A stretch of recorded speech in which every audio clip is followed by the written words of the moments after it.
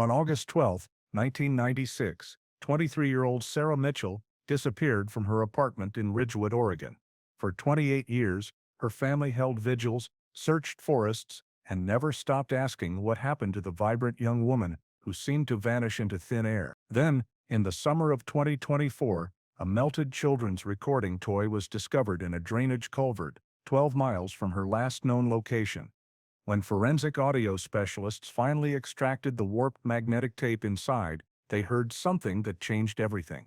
A man's voice, panicked, desperate, speaking words that would reopen one of the Pacific Northwest's most haunting cold cases. Sarah Mitchell was never seen again. Sarah Mitchell was the kind of person who lit up a room without trying. She had auburn hair that fell past her shoulders, green eyes that her mother said could see right through people's excuses, and a laugh that her college roommate described as infectious and completely uncontrollable. She stood 5'6", with a spray of freckles across her nose that she'd tried to hide with makeup as a teenager, but had learned to embrace by her early 20s. On the day she disappeared, she was wearing a faded denim jacket over a white t-shirt with a sunflower print, blue jeans with a small tear in the left knee, and her favorite brown hiking boots, the ones she'd bought at an outdoor store in Portland 3 months earlier. Sarah worked as a kindergarten teacher at Ridgewood Elementary. Her classroom walls were covered with construction paper butterflies and crayon drawings that her students had made for her. She kept a jar of lollipops on her desk, the good kind, with bubble gum in the center, and every Friday she'd let one student pick a prize from her treasure box, a decorated shoebox filled with stickers, erasers shaped like animals, and small plastic dinosaurs. Her colleagues remembered that she always arrived early, usually with a thermos of coffee that was more cream and sugar than actual coffee, and she'd spend those quiet morning minutes rearranging her classroom and humming songs from her favorite musical. She lived alone in a modest one-bedroom apartment on the second floor of a converted Victorian house on Maple Street. The apartment smelled like lavender because she kept dried bundles of it in small vases throughout the room. Her refrigerator was covered with postcards from places she wanted to visit: Ireland, New Zealand, the northern coast of Scotland, and photographs held up by fruit-shaped magnets. One photo showed Sarah and her younger sister Emma at the coast, both of them wind-blown and laughing. Another showed Sarah with her boyfriend of 8 months, Daniel Reeves, at a concert in Seattle. They looked happy. They were planning a future. On weekends, Sarah liked to hunt. She wasn't an extreme outdoors enthusiast, but she enjoyed the trails around Ridgewood, the easier ones that wound through pine forests and alongside streams. She'd pack a small backpack with water bottles, trail mix, her Walkman with a mixtape of 90s alternative rock, and sometimes a disposable camera to capture views she wanted to remember. Her friends knew her habits. She always told someone where she was going. She always checked in when she got home. She was careful, responsible, the kind of person who followed rules and looked both ways before crossing empty streets.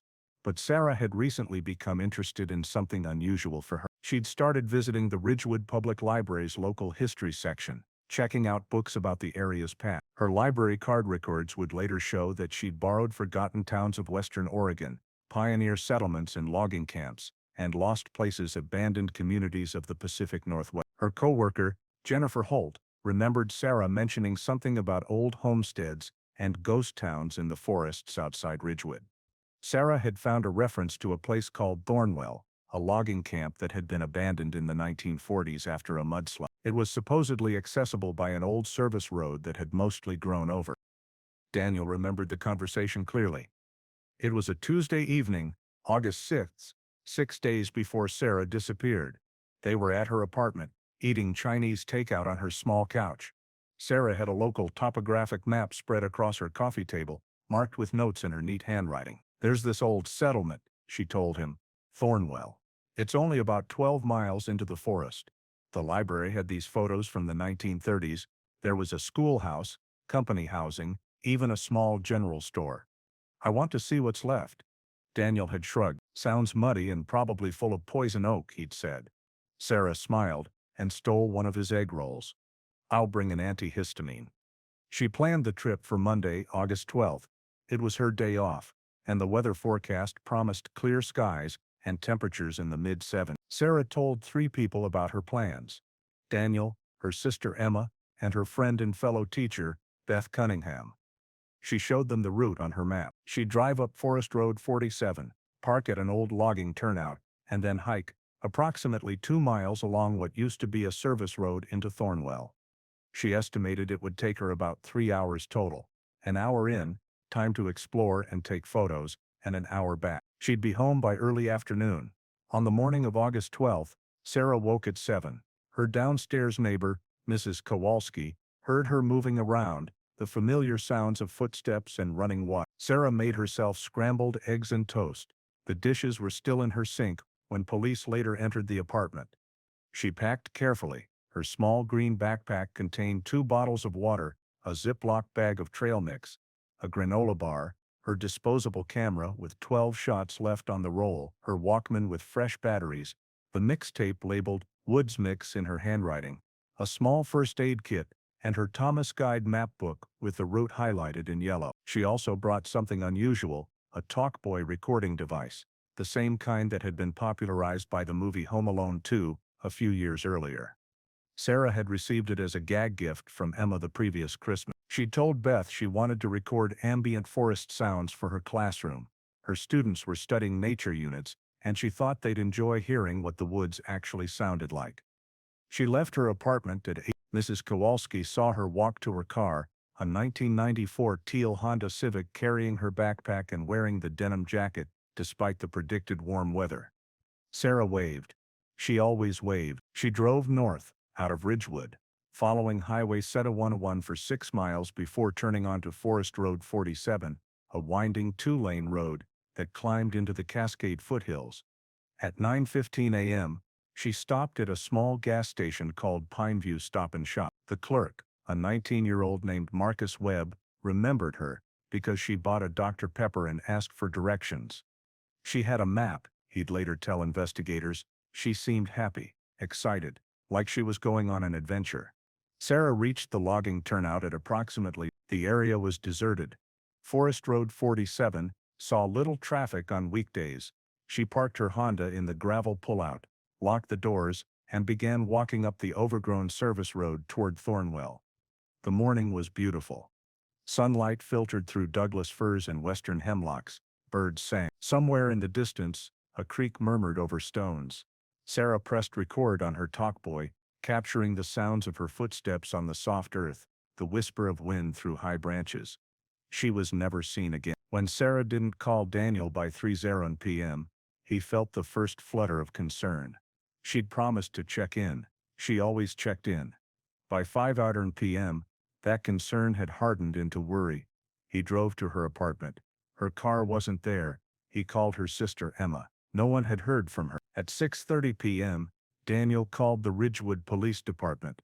The dispatcher took the information, but explained that Sarah was an adult. She'd been gone less than 12 hours, and there was no evidence of foul play. Come back tomorrow if she hasn't turned up. Daniel didn't wait. By 7:00 p.m., he was driving up Forest Road 47 with Emma in the passenger seat. They had Sarah's map. They knew where she'd planned to go. The sun was setting, turning the sky over the mountains orange and purple. They found her Honda exactly where she'd left it, parked in the logging turnout. The doors were locked. Her purse was visible on the passenger seat, wallet, keys, everything. Daniel felt his stomach drop. Emma started crying. They called 911. The Ridgewood County Sheriff's Office dispatched deputies immediately. By nightfall, the logging turnout had been transformed into a command post, patrol cars, emergency vehicles, portable lights casting harsh shadows across the gravel. Sheriff Thomas Brennan, a 30-year veteran who'd handled dozens of search and rescues, organized the initial effort. Volunteers arrived. Search and rescue teams assembled. By midnight, 50 people were combing the forest with flashlights and calling Sarah's name into the darkness. The following morning, August 13th, the search expanded dramatically. Over 200 volunteers joined professional search teams.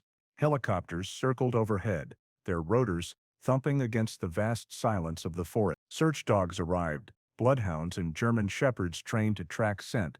The dogs were given items from Sarah's apartment, a pillowcase, a worn sweatshirt. They picked up her trail immediately at the Honda, following it up the old service road toward Thornwell. For the first quarter mile, the dogs moved confidently. Then abruptly, at a bend in the road where blackberry brambles had overgrown the path, they stopped. The handlers tried repeatedly to get them to continue. The dogs whined, circled, and refused to go forward. It was as if Sarah's scent had simply vanished into thin air. Search teams pressed on without the dogs. Thornwell itself was reached by mid-morning on August 13th. The abandoned logging camp was haunting in daylight. A collection of collapsed structures, slowly being reclaimed by the forest. The schoolhouse stood intact, its windows empty and dark. Inside, old desks still sat in crooked rows, covered in decades of dust and bird droppings. The company housing had mostly collapsed, reduced to mossy foundations and rotting beams. A rusted playground swing set stood among encroaching saplings, its chains hanging limp and corroded. The search teams found no sign that Sarah had been there, no footprints, no disturbance, nothing. But they found something else, something that made Sheriff Brennan's blood run cold. On a sagging picnic table near the old schoolhouse, someone had recently carved words into the weathered wood. Fresh cuts, the wood still pale and exposed. The message read, "They watch from below." Below it, a crude drawing, a circle with radiating lines, like a child's drawing of the sun or an eye. The carving sent ripples of unease through the search teams. Was it Sarah's? The letters were crude, deep, made with a heavy blade. Sarah's friends insisted she wouldn't deface property. She was a teacher. She respected historical sites. But who else had been here? When the carving looked recent, perhaps days old, perhaps hours. For 5 days, the search continued. Teams combed a 10-mile radius. They walked in grid patterns through dense undergrowth. They checked every ravine, every creek bed, every hollow where a person might have fallen or sought shelter. Divers searched a small reservoir 2 miles north. Nothing. Sarah's backpack wasn't found. Her camera, her Walkman, the Talkboy recorder. Nothing. On August 17th, a volunteer named Rita Chen made a discovery that deepened the mystery. She was searching along a game trail, about a mile south of the service road, when she found something caught in a low branch, a strip of denim fabric, approximately 3 inches long and 2 inches wide, frayed at the edges. It matched the description of Sarah's jacket. It was hanging at shoulder height, as if it had been torn away while someone pushed through the undergrowth. But the location made no sense. Sarah had been heading toward Thornwell north. This was south. Had she gotten lost, run, been chased? Forensic analysis confirmed the fabric matched Sarah's jacket. Same dye, same weave pattern, but there was something else. The fabric contained trace amounts of a reddish clay soil that didn't match the area where it was found. The clay was consistent with soil found in underground environments, caves, tunnels, deep culverts. Yet there were no known caves in that area. The geological surveys showed solid bedrock. After 2 weeks, the active search was scaled back. The sheriff's office maintained a small investigation team, but the hundreds of volunteers went home. The helicopters stopped flying. Sarah's family established a command center in their living room, a table covered with maps, lists, and theory. Her mother, Patricia Mitchell, called the sheriff's office every single day for months. Her father, Robert, walked the forests on weekends, calling his daughter's name until his voice went hoarse. The case went cold. 28 years is a long time. It's enough time for children to grow up, for marriages to begin and end, for entire forests to change. The foreign hemlocks around Thornwell grew taller. The collapsed buildings sank further into the earth. The carved message on the picnic table weathered and faded, though hikers who occasionally found the abandoned camp reported seeing it, now barely legible, a ghost of a warning. Sarah's parents never gave up. Patricia kept Sarah's bedroom exactly as she'd left it. The bed made, the postcards on the walls, the shelf of paperback novels arranged in alphabetical order. Every year on Sarah's birthday, the family held a vigil at Ridgewood Community Park. The gatherings grew smaller over time. Some years, only Patricia, Robert, and Emma attended, standing in the evening light with candles that flickered in the wind.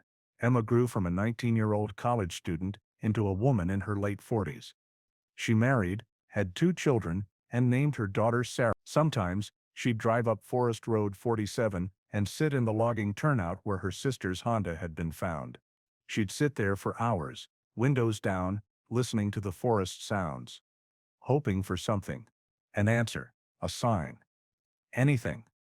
Daniel Reeves never married. He attended grief counseling for years. He eventually left Ridgewood, moving to Portland, where memories didn't lurk on every corner. But he never forgot. On the anniversary of Sarah's disappearance, he'd post old photographs on social media. Sarah laughing at the coast, Sarah in her classroom surrounded by children, Sarah looking at him with those green eyes that saw through everything. Still missing, he'd write. Still loved. The case became a local legend. Hikers whispered about the teacher who'd vanished into the forest. Some claimed to have seen her, a woman in a denim jacket walking the old service road at dusk. Always just ahead, always disappearing around the next bend. These stories grew more elaborate over time. People reported hearing a woman's voice calling from the woods. Others claimed to have found classroom supplies scattered in the undergrowth: crayons, erasers, construction paper, though none of these items were ever brought to authority. The Thornwell camp itself became notorious. Urban explorers and ghost hunters occasionally made the trek, posting photos and videos online. The carved message, "They watch from below," became a focal point for conspiracy theory. Some claimed the logging camp had been built over something older, indigenous burial grounds, they said, or sealed mine shafts from an earlier era. Others insisted the area was a hotspot for something stranger: dimensional portals, extraterrestrial activity, creatures from folklore. The theories multiplied, each more elaborate than the last, each further from the truth. But the forest kept its secrets, year after year, decade after decade, until the summer of May 15, 2024, was unseasonably warm. The Pacific Northwest was experiencing early heat, temperatures climbing into the 80s, while the forest undergrowth dried to tinder. County work crews were clearing drainage culverts along Forest Road 47, preparing for the upcoming fire season. A crew member named James Holloway was working on a large concrete culvert that ran beneath a hairpin turn in the road, about 12 miles from the old logging turnout where Sarah Mitchell had parked her Honda 28 years earlier. The culvert was clogged with decades of debris, branches, leaves, mud, and trash. James was pulling out armfuls of wet organic matter, tossing it into a truck bed, when his hand closed around something solid. Plastic. He pulled it free from the mud and held it up, squinting in the bright sunlight. It was a children's toy. A Talkboy recording device, the distinctive gray and red plastic now faded and warped. One side had been partially melted. The plastic bubbled and deformed as if it had been exposed to intense heat. The battery compartment was missing its cover, the batteries long gone, corroded away. But the tape compartment was intact, sealed behind its clear plastic window. Inside, James could see the miniature cassette, mud-stained but present. He turned it over. On the back, written in permanent marker, the black ink faded to gray but still legible, were the words, "Sarah's Woods Mix." James felt a chill despite the heat. He'd lived in Ridgewood his entire life. He was 12 years old when Sarah Mitchell disappeared. He remembered the search, the helicopters, the missing posters that had covered every storefront window in town. He radioed his supervisor immediately. Within hours, the culvert was cordoned off as a crime scene. Sheriff Maria Torres, Sheriff Brennan had retired 15 years earlier, arrived with a team of deputies and forensic specialists. The culvert was carefully excavated. They removed every handful of mud, every branch, every stone, sifting through it for evidence. They found nothing else. No backpack, no camera, no wallet or ID. Just the Talkboy partially melted and buried in mud, 12 miles from where Sarah had last been seen. The device was transported to the Oregon State Police Forensic Laboratory in Portland. Specialists examined it carefully. The melting was localized to one side, consistent with the plastic being exposed to an open flame or extremely hot surface. But the fire hadn't been intense enough or sustained enough to completely destroy the device. The cassette inside had been damaged, yes. The magnetic tape was warped, stretched, contaminated with mineral deposits and organic matter, but potentially recoverable. For 6 weeks, forensic audio specialists worked on the tape. They carefully removed it from the cassette housing, photographed every centimeter, and began the painstaking process of cleaning and digitizing it. The tape had degraded significantly. Portions were unplayable, but other sections remained intact, preserved by the sealed cassette compartment and the mud that had entombed the device. On July 3, 2024, the specialists finally produced a playable audio file. 31 minutes of recovered sound. They sent it to Sheriff Torres with a warning: the content was disturbing. They recommended having a psychologist present when family members were informed. Patricia Mitchell was now 76 years. Robert had passed away in 2019, his heart finally giving out under the weight of decades of grief. Emma was contacted first. She drove to the sheriff's office with her husband, hands shaking, barely able to breathe. Sheriff Torres sat them down in a conference room with a laptop computer and a therapist named Dr. Sarah Lim, named, coincidentally, after the woman whose voice they were about to hear. The audio file began playing. For the first 3 minutes, it was exactly what Sarah had promised it would be. Ambient forest sounds, birds singing, wind rustling through branches, the crunch of footsteps on soft earth, Sarah's breathing, steady and calm. Then her voice cheerful and close to the microphone. August 12, 9:47 a.m. Recording forest sounds for my kindergarten class. The birds here are incredible. I think I'm hearing a varied thrush. Let me get closer. More footsteps. The quality of the sound changed, suggesting she'd entered a more enclosed space. Her voice again puzzled now. There's a structure here, not on the map. Looks old, like a storage building, or maybe a hunting cabin. The door's open. A pause. Hello? Anyone here? Her voice echoes slightly. Whoa, there's a hole in the floor, big one. Must be an old well or something. It goes way down. I can't see the bottom. I should mark this location. It's dangerous. A long section of rustling sounds, as if the talk boy was in her pocket. Then her voice again, farther from the microphone, speaking to herself. Okay, marked it on the map, heading back to the main trail. Footsteps, birds, more forest sounds. Everything seemed normal. Then at the 11-minute mark, something changed. Sarah's breathing became audible again, faster. A sharp intake of breath, her voice uncertain. That's weird. A pause. I could have sworn I heard. She trailed off. Footsteps faster now. Then her voice, louder, with a forced cheerfulness. You know what? I'm just going to head back. I've got plenty of sounds recorded. More footsteps. Running now. Branches snapping. Her breathing is getting harsher. Then she stopped. Complete silence for several seconds, except for her rapid breathing. When she spoke again, her voice was tight with fear. Someone's following me. I can hear them. They're not answering when I call out. A shaky breath. I'm recording this just in case. My name is Sarah Mitchell. It's August 12, 1996. I'm on the old service road to Thornwell, and someone is following me through the woods. They won't answer. They won't. A sound in the background, difficult to describe, not quite human. A vocalization, low and sustained. Sarah's voice, panic now. Oh God, what is that? What is that? Running. Hard, gasping breaths. Branches whipping. She was running flat out. The sounds were chaotic. The talk boy knocking against something, audio cutting in and out. Then a thud, like the device had fallen. Several seconds of rustling, and the scrape of plastic against dirt. When the audio cleared, Sarah's voice was distant, screaming, "No, get away from." The audio cut to static. When it resumed, Sarah's voice was close again, but now it was a whisper, ragged and terrified. I fell. I don't know where I am. It's dark. I can't find the trail. It's getting dark so fast. Why is it dark? Her breathing, fast and shallow. The sound of someone on the edge of panic. The hole. I think I fell into the hole, from the cabin. Oh God, I fell so far. My leg is broken. I can feel it. The bone is, she sobbed. I need help. Someone please help me. Silence for a long time. Then Sarah's voice again, barely audible. There are tunnels. This isn't just a hole. These are tunnels. Old ones. I can hear water. And a long pause. There are things down here. Trash. Old equipment. And bones. Animal bones. Lots of them. Piled up. Why would there be? She didn't finish. Another long section of unclear audio. Possibly hours compressed into distorted noise. When Sarah's voice returned, it was weaker. It's been so long.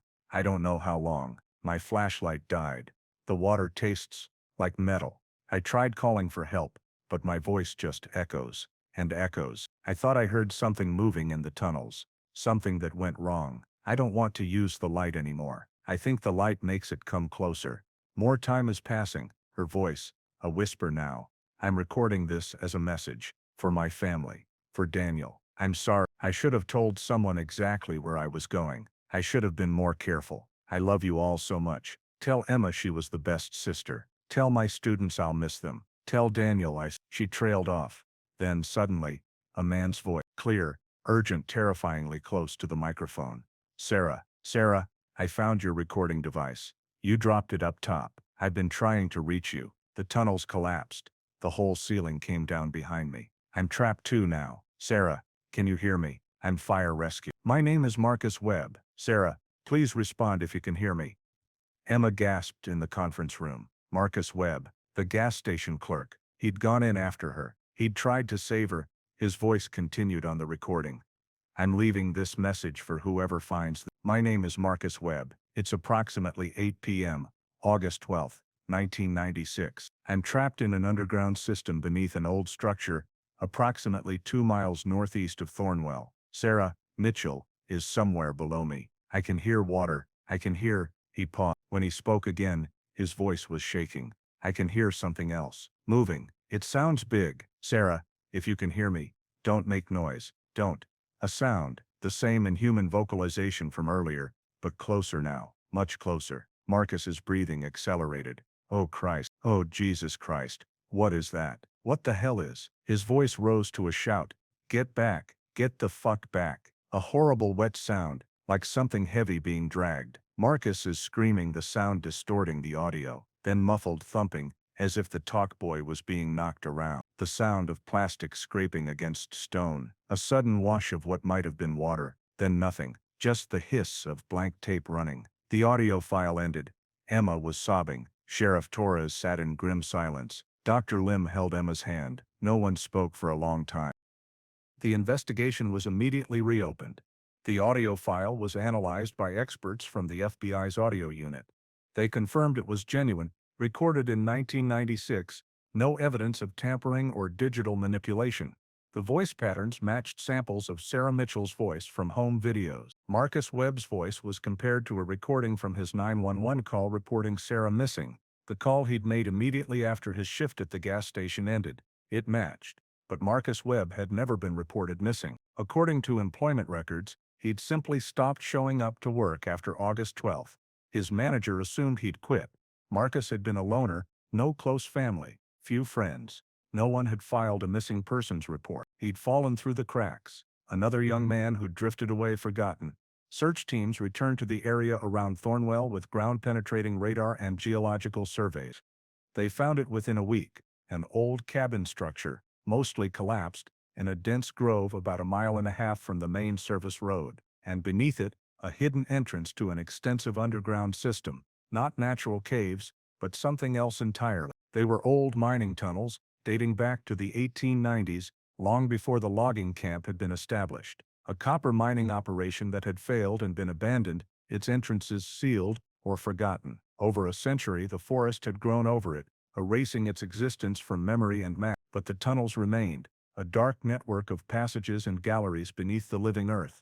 The entrance beneath the cabin had partially collapsed in 1996, likely from ground instability triggered by an August rainstorm. Search and rescue teams descended with caution. The tunnels were unstable, prone to cave-ins, filled with stagnant water and toxic gases. They searched for a week. They found evidence of a more recent collapse, a section of tunnel where the ceiling had come down decades ago, sealing off the deeper passage. Behind that collapse, they found Marcus Webb's wallet, his work vest from the gas station, and his flashlight. They found nothing of Sarah Mitchell. The melted condition of the talkboy became clear. At some point after Marcus had left his final message, the device had been exposed to fire, perhaps from a battery vent explosion, perhaps from some other source in the unstable environment. The heat had partially melted the plastic. Then a surge of water from the spring-fed system had washed the device through the tunnels, eventually depositing it in the drainage culvert 12 miles away, where it had lain buried in mud for 28 years. The sheriff's office issued a statement. Sarah Mitchell and Marcus Webb were declared deceased. Their deaths ruled accidental. The underground system had claimed them, and the earth had sealed their tomb. The case was closed, but it wasn't, not really.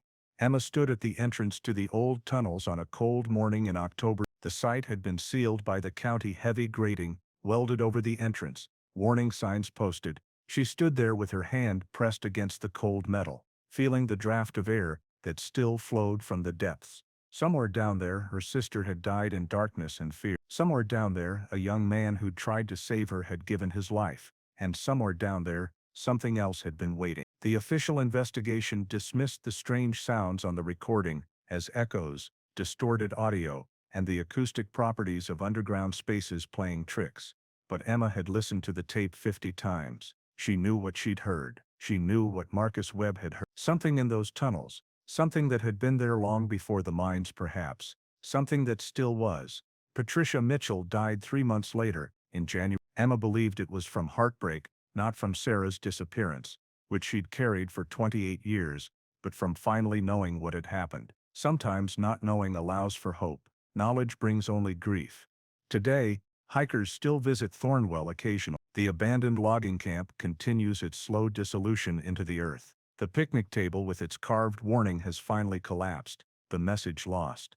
But other messages have appeared on nearby trees, graffiti from visitors. Some respectful, some not.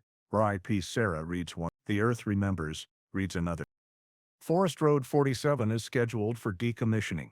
The county plans to gate it, letting the forest reclaim what was taken from it a century ago. In another few decades, the road will be gone, just another ghost of human ambition swallowed by Douglas firs and sword ferns. But the tunnels remain, sealed now, warning signs posted, but still there beneath the living earth. Still dark, still waiting. And on quiet nights, when the wind moves through the forest just right, locals say you can hear it, a distant echo rising from the ground. A sound that might be the settling of old timbers, or wind through underground passages, or something else. Something that goes wrong. Something that watches from below. Sarah Mitchell's classroom at Ridgewood Elementary was eventually given to another teacher. Her name was removed from the staff directory. Her students, now adults in their 30s with children of their own, sometimes think about the teacher who gave them lollipops on Fridays and taught them that the world was beautiful and safe. They wonder if she thought of them. At the end, in the darkness beneath the earth, Daniel Reeves returned to Ridgewood for the memorial service in 20. He stood with Emma, both of them older now, both carrying decades of grief, finally given form. They didn't speak much. There wasn't much to say. Sarah was gone. She'd been gone for 28 years. The only thing that had changed was that they now knew where, now they knew how. Now they knew she hadn't simply walked away, hadn't chosen to leave, hadn't abandoned them. She'd been swallowed by the earth, claimed by darkness, lost to a place beneath the world where the light never reaches, and things that breathe wrong move through ancient passages, patient and eternal. The melted talkboy sits now in an evidence box at the Oregon State Police Archive facility. The case file beside it is marked, closed, accidental death. But late at night, when the facility is empty and quiet, security guards report hearing sounds from the storage room. Faint, barely audible. The sound of a voice on an old recording, playing from a device that has no power, its batteries long since corroded away. A woman's voice, terrified and alone, whispering in the dark. "Hello? Is someone there? Can anyone hear me?" And sometimes, the guards say, another voice answers, low and human. A sound that makes them close the storage room door and walk quickly away, their footsteps echoing down empty hallways, their hearts beating fast, a primal part of their brain screaming at them to run, to get away, to escape the darkness before it notices them, before it reaches up from below, before it pulls them down.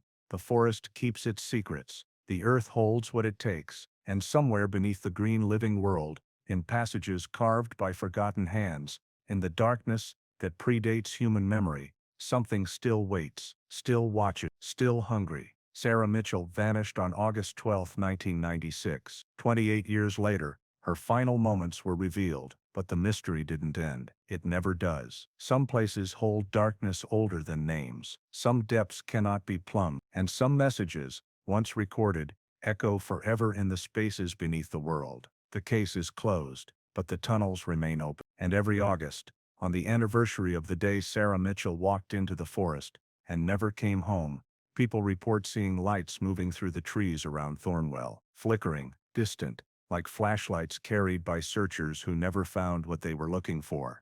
Still searching, still hoping, still calling her name into the indifferent darkness, still waiting for an answer that will never come.